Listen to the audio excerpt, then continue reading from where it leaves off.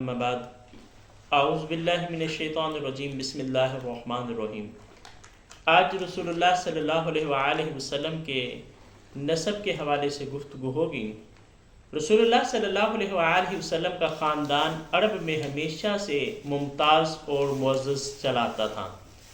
صحیح بخاری میں ہے کہ رسول اللہ صلی اللہ علیہ وآلہ وسلم نے فرمایا، یہ حدیث کتاب المناقب باب صفت النبی صلی اللہ علیہ وآلہ وسلم میں موجود ہے۔ آپ نے فرمایا، میں بنی آدم کے بہترین طبقات سے بھیجا گیا۔ اسی طرح صحیح مسلم کتاب الفضائل میں یہ روایت موجود ہے کہ اللہ تعالیٰ نے حضرت اسماعیل علیہ السلام کی اولاد میں سے کنانہ کو برگزیدہ بنایا، اور کنانہ میں سے قریش کو، اور قریش میں سے بنی ہاشم کو، اور بنی ہاشم میں سے مجھ کو برگزیدہ بنایا۔ سنن ترمذی کتاب المناقب کے اندر یہ روایت موجود ہے کہ رسول اللہ صلی اللہ علیہ وآلہ وسلم نے فرمایا،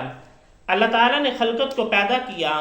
تو مجھ کو ان کے سب سے اچھے گروہ میں بنایا، پھر قبیلوں کو چنا تو مجھ کو سب سے اچھے قبیلے میں بنایا، پھر گھروں کو چنا تو مجھے ان کے سب سے اچھے گھر میں بنایا۔ اسی طرح رسول اللہ صلی اللہ علیہ وآلہ وسلم کے بارے میں شیخ عبدالحق محدث دہلوی رحمۃ اللہ علیہ مدارج النبوت کے اندر لکھتے ہیں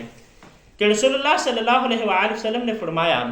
میں زمانہ جاہلیت کی کسی برائی سے پیدا نہیں ہوا حتیٰ کہ میری اسلامی نکاح کے طریقے سے ہی پیدائش ہوئی۔ حضرت علی المرتضیٰ رضی اللہ تعالیٰ عنہ سے روایت موجود ہے کہ رسول اللہ صلی اللہ علیہ وآلہ وسلم نے فرمایا، میری نکاح سے پیدائش ہوئی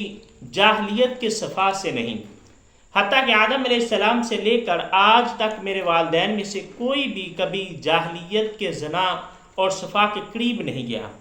ایک اور حدیث میں رسول اللہ صلی اللہ علیہ وآلہ وسلم نے فرمایا، اللہ تعالیٰ نے مجھے پاک پشتوں سے پاک رحموں میں منتقل فرمایا، ان میں جب بھی 2 قبیلے بنے مجھے ہمیشہ ان میں سے بہترین قبیلے میں رکھا گیا۔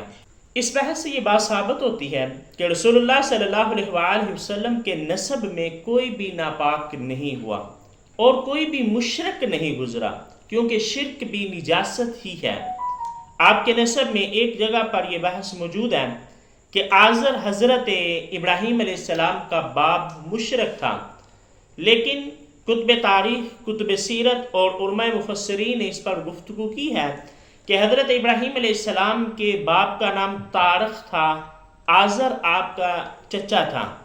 نبی علیہ السلام کے نسب کی بات کریں تو علماء سیرت اور علماء تاریخ جو ہے وہ لکھتے ہیں کہ آپ صلی اللہ علیہ وآلہ وسلم کے نسب کو 3 حصوں میں تقسیم کیا جا سکتا ہے۔ پہلا حصہ رسول اللہ صلی اللہ علیہ وآلہ وسلم سے حضرت عدنان تک،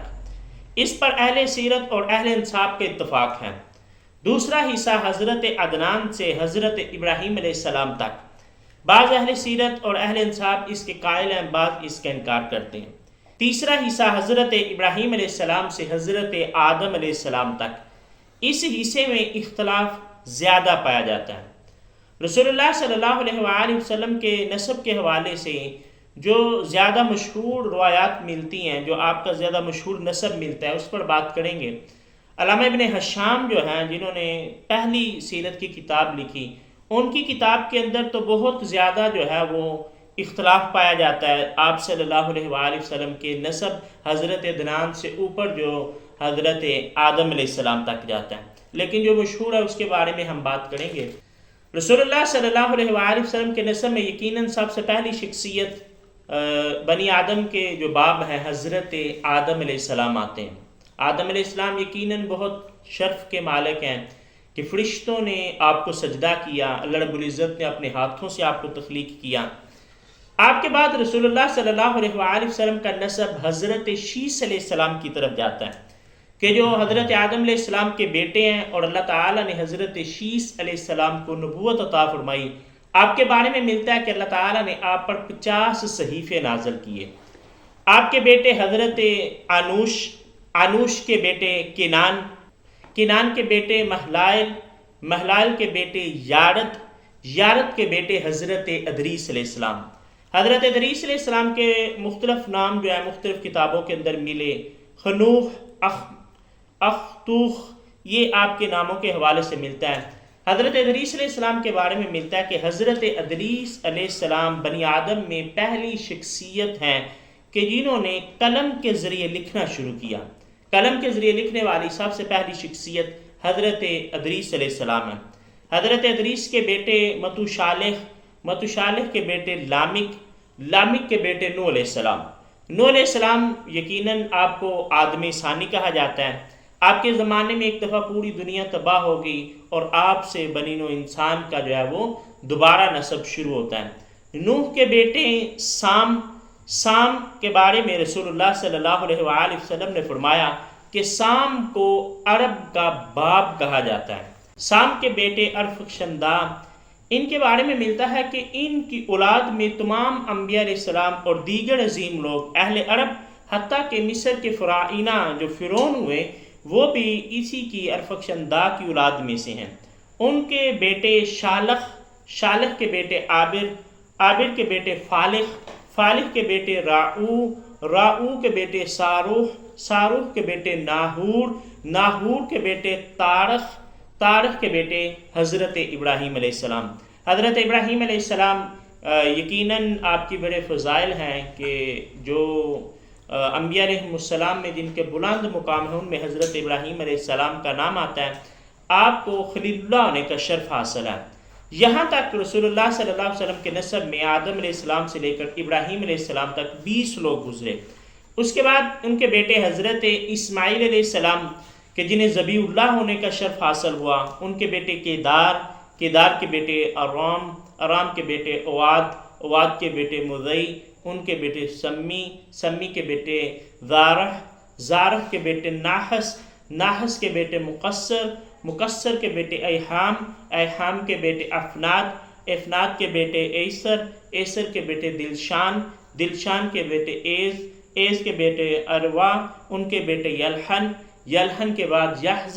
یحزن کے بعد یسربی کے بعد سمبر کے بعد حمدان کے بعد الدعاء کے بعد عبید کے بعد ابکر کے بعد عید کے بعد ماہی کے بعد ناحش کے بعد جاہم کے بعد طابح کے بعد جدلاف کے بعد بلداس کے بعد حذا کے بعد ناشد کے بعد عوام کے بعد ابئی کے بعد کموال کے بعد بوز کے بعد اوس کے بعد سلمان کے بعد حمیس کے بعد اود کے بعد عدنان سے لے کر حضرت اسماعیل علیہ السلام تک یہ 41 لوگ ہوتے ہیں۔ ان کے بعد عدنان کے بارے میں ملتا ہے کہ ان کے زمانے میں بخت نصر کے ساتھ ایک بہت بڑی جنگ ہوئی۔ اس جنگ میں اس وقت کے جو نبی تھے ارمیہ علیہ السلام، انہوں نے حضرت معد کو جو ہے وہ ان سے بخت نصر سے بچایا اور ان سے دور لے گئے۔ معاد کے بیٹے جو ہیں وہ نزار ہیں، نزار کے بعد مدر کے بیٹے الیاس کے بارے میں ملتا ہے ان کو سید الشعیرہ کہا جاتا ہے، اور سب سے پہلے خانہ کعبہ میں قربانی لے جانے والے حضرت الیاس ہیں۔ الیاس کے بیٹے مدرکہ کے بیٹے حزیمہ کے بیٹے کنانہ کے بیٹے نذر کے بیٹے مالک کے بیٹے فہر کے بارے میں ملتا ہے کہ ان کا لقب جو ہے وہ قریش تھا، اور ان کو قریش اس لیے کہا جاتا ہے کہ ان کے زمانے میں ان کا قبیلہ مختلف جگہ پر پھیلا ہوا تھا، تو آپ نے لوگوں کو حرم پاک کے اندر بیت اللہ کے گرد آباد کیا، جمع کرنے والے کو قریش کہا جاتا ہے۔ قریش کے بیٹے غالب کے بیٹے لوئی کے بیٹے کعب کے بیٹے مرہ کے بیٹے کلاب کے بیٹے قصی، ان کا نام زید تھا، اور ان کے بارے میں ملتا ہے کہ یہ ہر جمعہ کو اپنی قوم سے خطاب کیا کرتے تھے۔ اور قصی کے بیٹے عبد مناف کے بیٹے ہاشم کا اصل نام عمر تھا۔ ہاشم ان کو اس لیے کہا جاتا ہے کہ قحط کے دنوں میں انہوں نے اپنی قوم کو روٹی کے خشک ٹکڑے جو ہیں وہ شوربے میں بھگو کر جو ہیں وہ کھلائے، اس وجہ سے ان کو ہاشم کہا جاتا ہے۔ ہاشم کے بیٹے عبد المطلب کے بیٹے عبداللہ، اور عبداللہ کے بیٹے محمد رسول اللہ صلی اللہ علیہ وآلہ وسلم کی